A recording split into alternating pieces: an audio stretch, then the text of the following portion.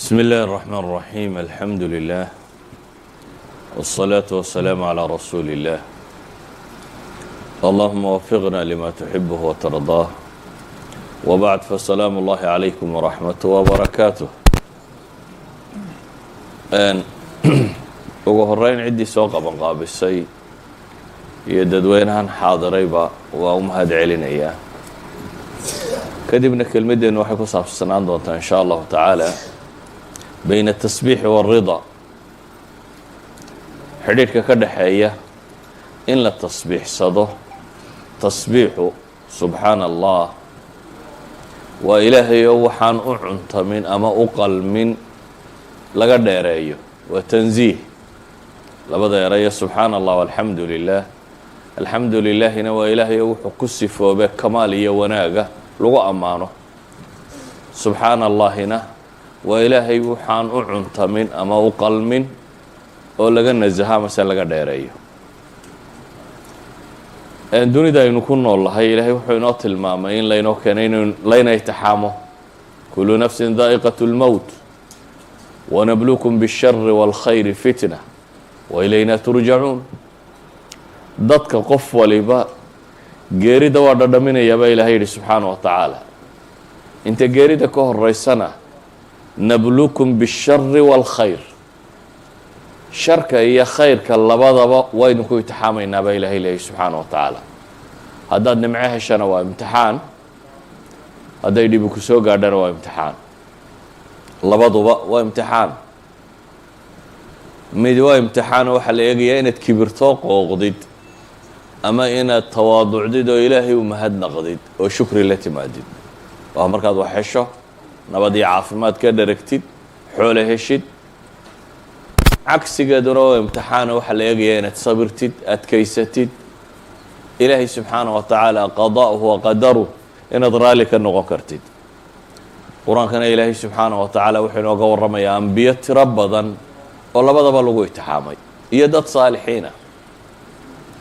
dad xoolo iyo madaxnimo lagu itixaamay sida nebi sulaymaan nebi daawuud dulqarnayn taaluut waa madax muslima oo soo martay caalamulislaami ama dunidii muslimkaee soo jirtay dunidana ka teliyey meelo badan oo ka mid ah oo la itixaamay nimcaana lagu itixaamay kuwo kale oo dhib lagu itixaamayna ilaahay uu ka warramaya qur-aanka qaar la dilay fariiqan taqtuluun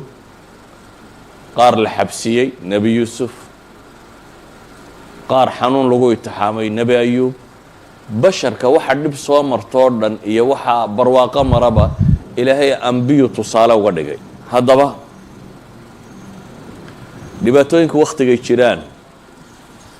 dadku in badan wuu warwaraa cidhiidhina wuu dareemaa maanta dunida aynu ku nool lahay dacal walba muslim baa la dilayaa waxa raadiyo iyo t v ka warramaya waa muslim qaxaya iyo muslim la dilayo cidda dareen islaamiya ku jirta markaa ama ka damqanaya dadka muslimiinta iyo dhibta gaadhaysa waa warwaraya waxaynu ka warramaynaa markaasi warwarkaa dawadiisa nabiyullaahi moxamed calayhi salaatu wassalaam wuxuu ka soo baxay magaalada u dhashay ee maka ah dabeetana dadkiisii baa ka hor yimi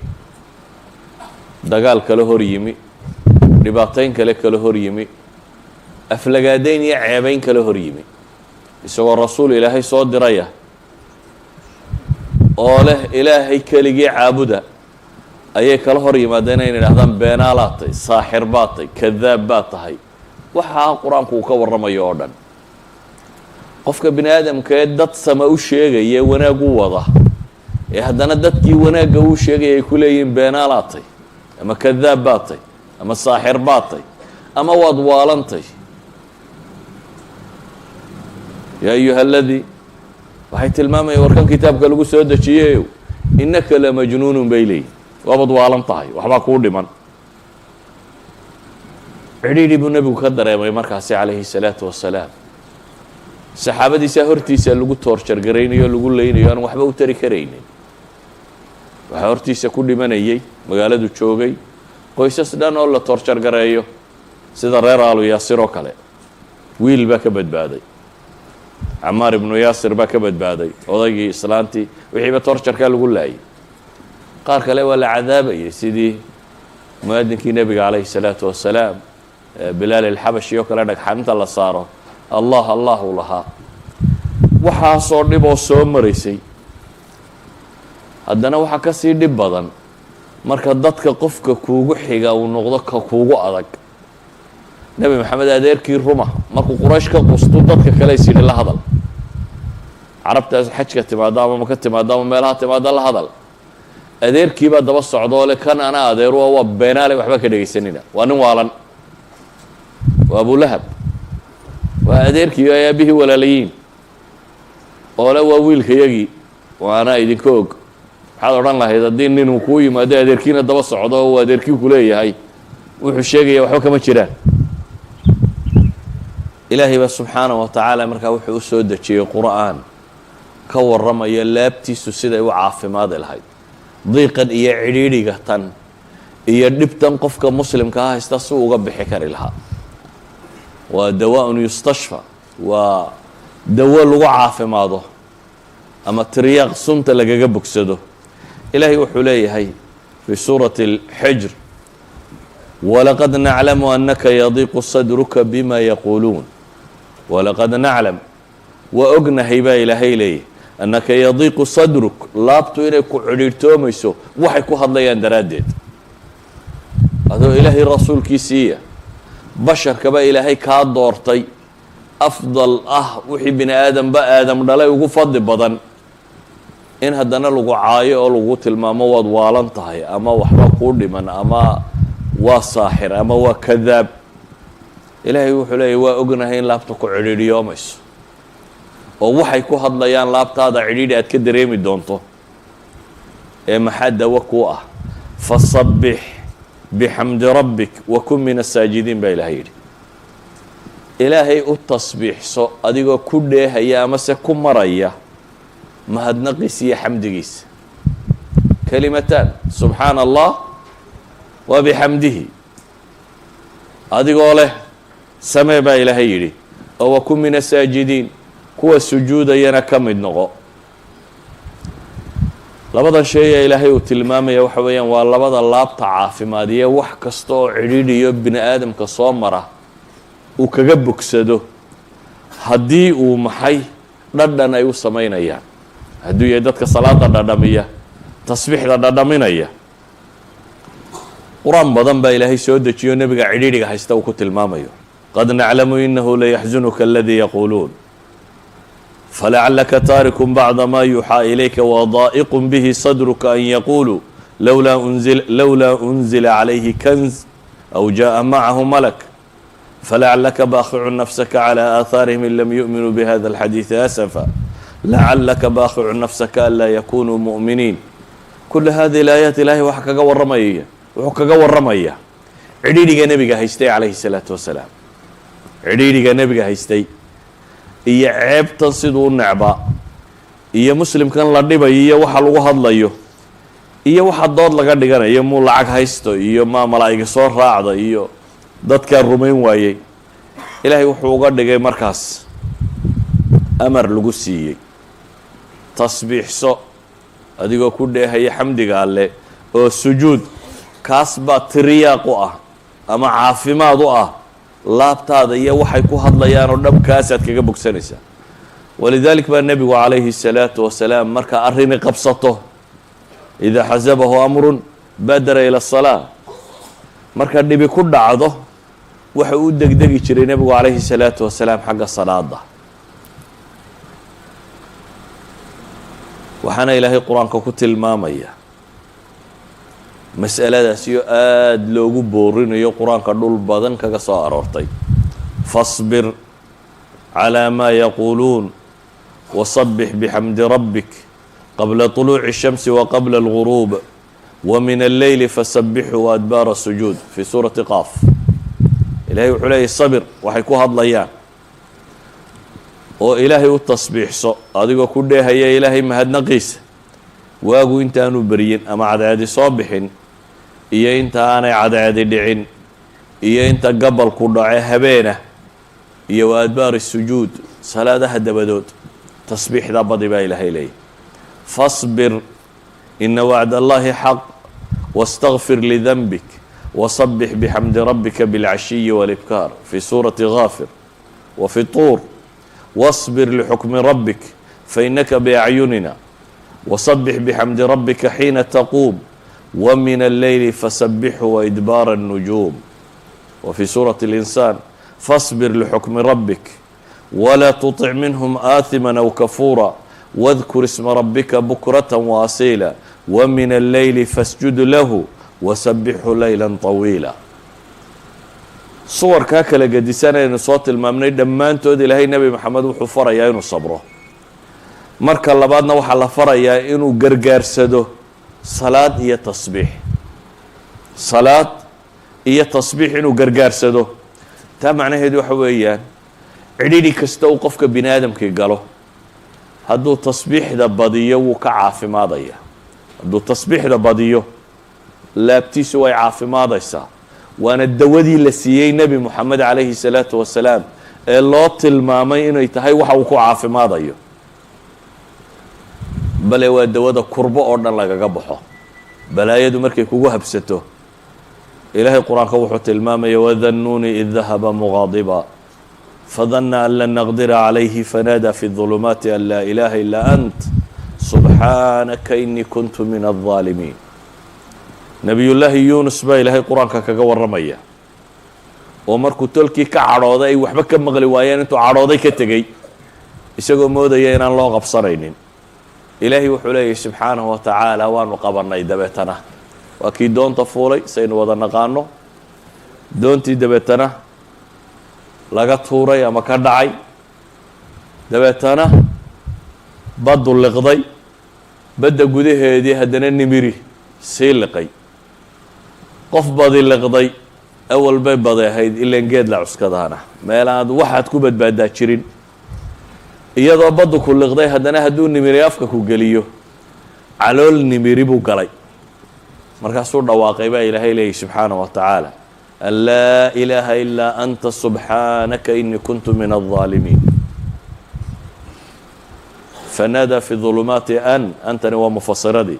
waxa uu ku dhawaaqay waa maxay laa ilaaha ilaa anta subxaanaka inii kuntu min الظaalimiin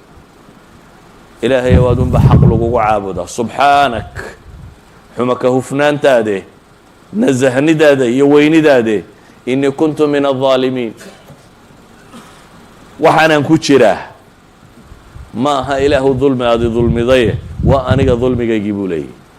qofka mu'minkee dhabta ahi wuxuu rumaysanyey ilaahay inuu yahay maxay laysa bidallaamin lilcabiid wax allaaliya waxaad idinku jiraa inuu yahay fabima kasabat aydiikum wayacfu can kaiir wax allaaliya waxaa mashaakilku qabsadaa waxaad geysatay in wax ka midoo lagu horumariyey inay tay weliba in badanna inuu rabbi kaa dhaafay wayacfu can kaiir dadka badhna waa loo ururiyaa waxaasoo dhan oo naarta lagaga wada jaraa dadka badhna adduunka lagaga sii jaraa nebiyullaahi yuunus wuxuu ku dhawaaqayaa markaa meeshaan ku jiray iyo dhibta ay haysataa waa waxaan anigu geystay ilaahu dulmi aad adigu i dulmiday maaha ilaahu afcaashaada oo dhiyo dhammaanta xuma waad ka dheertahay subxaanak buu leeyahy ilaahay subxaanahu wa tacaala wuxuu inoogu jawaabayaa markaa wixii lagu badbaadiyey nebiyullaahi yuunus inuu yahay maxay tasbiixdaa ilaahay fii suurati saad ku tilmaamaya haddana falowlaa annahu kana min almusabixiin lalabitha fii baطnihi ilaa yowmi yubcahuun baa ilahay yihi falowlaa annahu kana min almusabixiin haddii lala-yahay baa ilaahay leeyay markuu dunida joogay ama nabadda qabay ama caafimaadka qabay haddaanu ka mid ahayn kuwa tasbiixsada kuwa rabbi u tukadee tasbiixsada haddaanu ka mid ahayn lalabitha fii baطnihi ilaa yowmi yubcahuun halkaasaan ku ciqaabi lahaa baa ilaahay leeyay inta laga soo saarayo idan sababu najaati waxa uu ku badbaaday ee ilaahay subxaanahu wa tacaala ku badbaadiyey waa maxay waa inuu ahaa min almusabixiin idan kurbadaa lagu faydaa ayan kaanat kurbo ku haysato oo dhibaato ha noqoto oo jasadiya jidh ahaan kuu haysata ama ha noqoto mid laab ahaan ku haysato nafsiya psychologically problem ku haysta oo aad xamili kari la-d oo qaadi kari la-day waxa lagaga badbaadaa inaad tasbiixdaada badisid bale qur-aanku wuxuu inoo tilmaamaya inuu xidhiidh ka dhaxeeyo inshiraaxu sadriga qofku inuu farxo laabtiisu ballaadhato inuu ridaa dareemo iyo tasbiixda in xidhiidh ka dhaxeeyo ilaahay subxaanaه wa tacaala nabiy llaahi moxamed wuxuu tilmaamay in laabtiisa loo sharxay alam nashrax laka sadrak nebi muuse waa ku ducaysanayay rabbi shrax lii sadrii wayasir lii amrii waxlul cuqdata min lisaani ilaahu laabtayda ii waasiciyo ii sharax cidhiidhi hay dareensiin ilaahay nebi moxamed wuxuu u tilmaamayaa markaa siduu laabta ugu sharxoomayso siday tay wa min waraa'ihina inaga fii suurati طaaha ilaahay wuxuu leeyahy faصbir calىa maa yaquuluun wasabix bixamdi rabbika qabla طuluuci الshamsi waqabla guruubiha wamin aanaaءi اlleyli fasabix waaطraafa الnahaari lacallaka tardaa baa ilaahay yidhi waxaa ilaahay leeyahy sabir oo tasbiixso oo tuko oo cibaadayso waagu intaanu beriyin iyo gobolku intaanu dhicin inta ka dhex leh iyo habeenka gobol ka mid ah iyo daclada maalintii wakhtiyada salaadaha iyo cibaadaadka la sameeyo o dhan aayadda waa soo hoosgelaya intaaba tasbiixsaa la yidhi maxaad helaysaa markaa lacallaka tardaa baa ilaahay yidhi kay tardaa si aad raalli ahaanshiye u heshid idan bayna alridaa watasbiix bay aayaddan isku xidhaysaa iyana qofku hadduu rabo cidhiidhiga nafeed inuu ka baxo warwarku inuu ka dego inuu ka mid yahay tasbiixdu waxa ay ku degto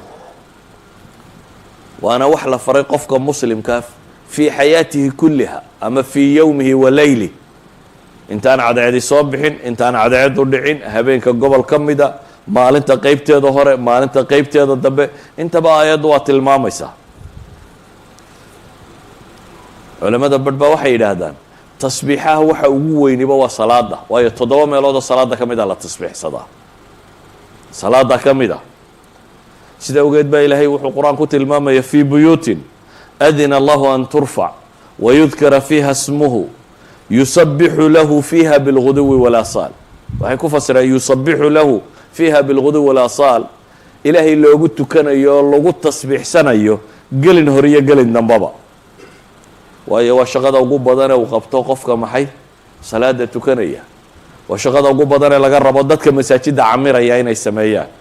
xadiidkii mucaawiyata bn اlxakam nin baa soo galay masaajidka iyadoo la hadla buu ogaa salaada waagii hore hadalkuna uu iska banaanaa adigoo iskaga jira haddii midi kula hadlo waad iskala hadlaysay dabeetana qur-aan baa soo degay tilmaamaya inaan hadalku bannaanayn kadib nimaan waxba ogeyn baa soo galay salaadiyo lagu jiraa midixin dhisay dabeetana alxamdu lilah ayuu yidhi waa la maagay marka raggii salaada kula jiray baa isha ku wada gubay ama waa loo sacbatumay waa loo tilmaamay inaanu waxa kani waxuu sameeye ahayn hakaladkum umukum buu yidhi markaa hooyadiin idinka goblantay maxaa isha igaga gubaysaan dabeetana waa loosii tilmaamay inaanay saas saxayn salaada markii laga baxay ayuu nebigu u yeedhay calayhi salaatu wasalaam dabeetana wuxuu leeyahy fawallaahi ima dagaalin oo ima weji tubin oo ima maagaynin qof wax sameeye igama dhigin weligay ma arag buu leeyahy macallin ka fiican nebi maxamed calayhi salaatu wasalaam intuu ii yeedhay buu wuxuu igu yidhi buu yidhi ina hadihi الصalaaة laa yasluxu fiiha shayء min kalaami الnaas warniyahow salaada gudaheeda dadka warkooda wax ahay uma suubamaan ee waa maxay inamaa hiya الtasbiixu wالtakbiiru wa qira'aة اlqur'an buu nebigu ku yidhi salaadu waa tasbiixaat iyo takbiiraat iyo qur-aan la akhriya buu nebigu ku yidhi calayhi الsalaatu wasalaam sidaa awgeed salaada waxaa ka mid ah allahu akbar markaad tidhaahdo tasbiixaad baa lagu furtaa subxaanaka allahuma bixamdik sawt kama mid ahaa tasbiixda lagu furto tabaaraka smuka watacaala jaduka walaa ilaaha hayruk waxaa kaloo ka mid ah subxaana allahi walxamdu lilaahi walaa ilaaha ila allah waxaa ka mid ah 3 jeer in la yidhaahdo tasbiixaat iyo takbiiraat iyo wax la mida kuwaasoo dhami waxay yihiin maxay iftitaaxiyada salaada lagu furto waa nooc ka mid ah waxaa kaloo ka mid ah salaada marka la rukuucsanya maxaa la yidhahdaa subxaana rabbiya alcadiimi wabixamdih ama subxaanaka allahuma wabixamdik iyo wax la mid ah marka la sujuudsanyay maxaa la yidhaahdaa subxaana rabbiya alaclaa wabixamdih iyo wax la mida tasbiixaad la mida qur-aanka markaad akhriyayso ee salaada tukanayso haddaad aayaatu tasbiix aayad ka mida soo marto waa la tasbiixsadaa imaamkaagu hadduu qaldamo ama shay qalati uu ka dhaco salaada maxaa la sameeyaa subxaana allah baa la yidhaahdaa haddaanad faatixada aqoon aad iminka islaamtay ama aanad hore u aqoonin maxaa la sameeyaa halkii faatixada tasbiixaad baa lagu bedelaa subxaana allah alxamdu lilah walaa ilaha illa allah wallahu akbar ayaa lagu tukadaa halkii faatixada ayaa lagu bedelaa waa 7 meelood bay yidhaahdaan culammadu iyo salaada ka mid a oo 7daba la tasbiixsado waxaan leenahay ma marka dhibtoo quraba tasbiixaadku maya cagsigana waa loo adeegsadaa bini aadamku hadduu nimco helo wuu kibraa nimcada bini aadamku kibir buu ka qaadaa ama tacajub iyo isla weyni dunida maanta aynu ku nool lahay maalmihii la guulaystay aad baa loo faanaa waddan waliba maalintuu madaxnimada qaatay ama xornimo qaatay ama kan qaatay maxaa la sameeyaa isticraad alquwa dowladda iyo dadku waxay xoog lahaayeen baarayd baa la maraa askar baa la mariyaa ciidamo dowladda xooggeeday muujisaa bini aadamku inta badan afraaxda wuxuu ka dhigaa meel uu xooggiisa muujiyo ilaahay subxaanaه wa tacaala wuxuu barayaa nabiy llaahi moxamed calayhi الsalaatu wasalaam iyo wa min waraa'ihi اlmuslimuun markaad guulaysataan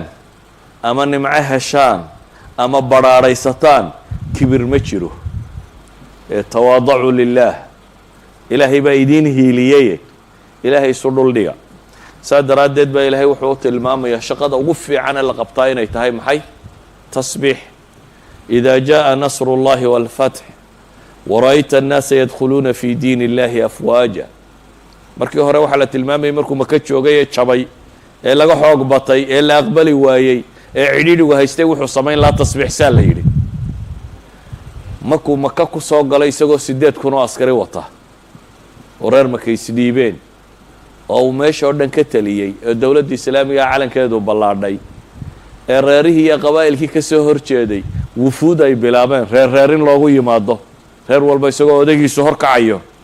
ayaa ilaahay nebiga la hadlaya calayhi الsalaatu wasalaam iyo saxaabadii waxaa la leeyahay إida jaءa nasru اllah wاlfatx haddii ilaahay guushiisu idiin timaado iyo furashadiisu oo wara'ayta الnaasa yadkhuluuna fi diin اllahi afwaaja oo aad aragto dadkoo diinta usoo gelaya koox koox awal midhmidh baa la la'aa maka qofkii islaamaa la tumayey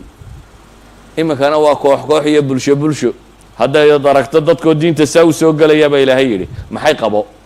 ma faanfaan baa la yidhi oo kibir markaa oo sheego raganimadiina iyo xooggiina inaa ku meel marteen maya ilaahay wuxuu leeyahy markaana waxaa samaynaysaan fasabbix bixamdi rabbik